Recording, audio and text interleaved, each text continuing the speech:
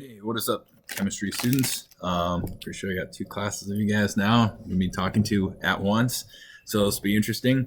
To my 6th hour students, you're not getting a dry run before this, so you'll get to see me when I make a lot of mistakes. But that being said, this whole new thing about online teaching is new to a lot of people. It's new to a lot of the staff and a lot of everybody else.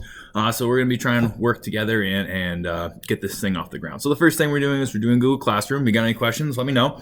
I'll accept, if you have my number, shoot me pictures of whatever you complete, if you completed it.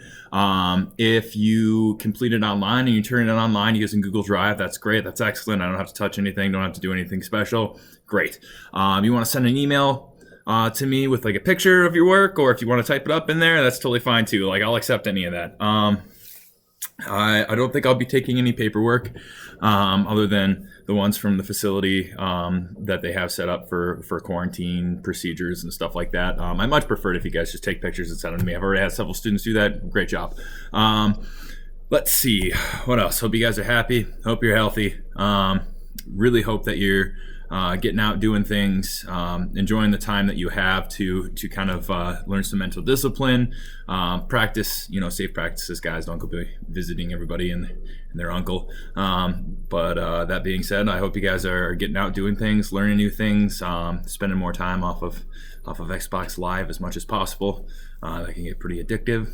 In fact, it's actually designed to be addictive, but that's a whole nother topic. So moving on, we got chemistry. So my first assignment for chemistry was a good place to start. It's called that for a reason. We're talking about Wikipedia. Wikipedia is a great resource, and it's really, really very useful for a lot of different things. So for example, let's say I want to research something about chemistry. Let's look up chemical compounds. I can't spell, but guess what? Suggestions. That's a good one right there. Say I look up chemical compounds, and I look it up in Wikipedia. All right. In the future, you might be using this. Like, let's say you're going to college, or let's say you're not going to college, or let's say you're just heard something funny while you were at work or something like that, and you want to look it up. This gives you a relatively good option. Let me just zoom over here. Oh, look at that. Nice. All right. So, using two computers looking at one another right now. This is technology at its finest. So right here we have a brief description of what it is.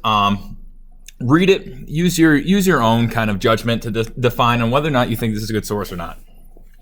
I'm not telling you it's a great source. I'm just saying it usually has a pretty good summary.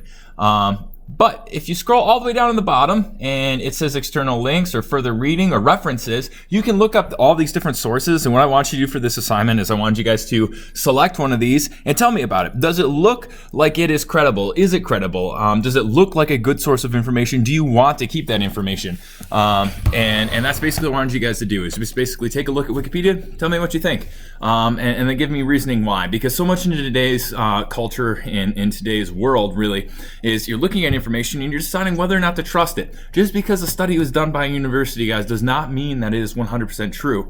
People skew data all the time, whether it's for political means, whether it's by accident or incompetence. There's a lot of different things that go behind being able to trust something. And so what I'm trying to get you guys to do is just learn a little bit of online literacy and develop a little bit of those skeptical kind of skills. Like, just like look at something and be like, is that really believable? You guys are more than capable of determining whether or not something is trustable or something's trustworthy on your own. A couple of good things is if the website doesn't look like it's made from Lego blocks, it's probably okay. If it looks like it still runs Windows 98, like you might want to be just kind of like, doesn't mean like there's not a lot of good information on web pages that look kind of bad, but typically when it comes to websites, judge the book by its cover. It's not going to be perfect. It's not going to be nice. It's not going to be pristine. It's probably not going to be trustworthy, right?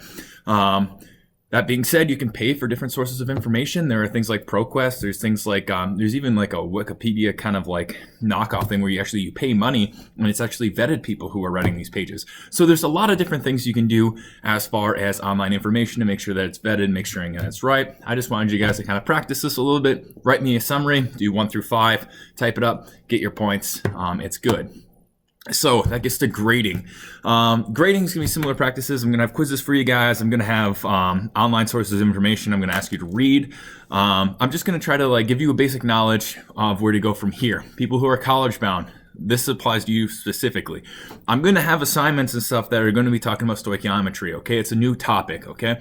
And so if you're going into college, you're going to be using stoichiometry, and it's not an easy subject, okay? It's going to involve Algebra 2, and it's going to be Algebra 2 meshing with our conversion of units, okay? So it can get tricky. I'm going to teach you a couple different things to keep it all straight and lined out and all nice.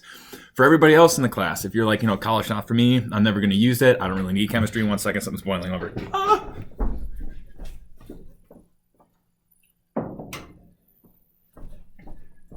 So let's say you don't fall in that first category. Let's say you fall into the second category. You're like, I'm not going to college. Okay. So what I'm going to do is I'm going to have you guys do some practical translation of stuff. So let's say you have to compute something from centimeters to metric. Okay.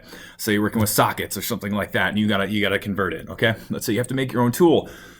You have to be familiar with how to transmit or transmute different units of measure. Okay. Okay, I'm getting out of breath here. So that's all I really have for you guys today, is just kind of like going over the first topic, kind of explaining it a little bit to you guys, what I want to see. If you guys have any questions, concerns, anything like that, you can reach me at my email. If you really need to, and you need my cell phone number, you can ask for it there.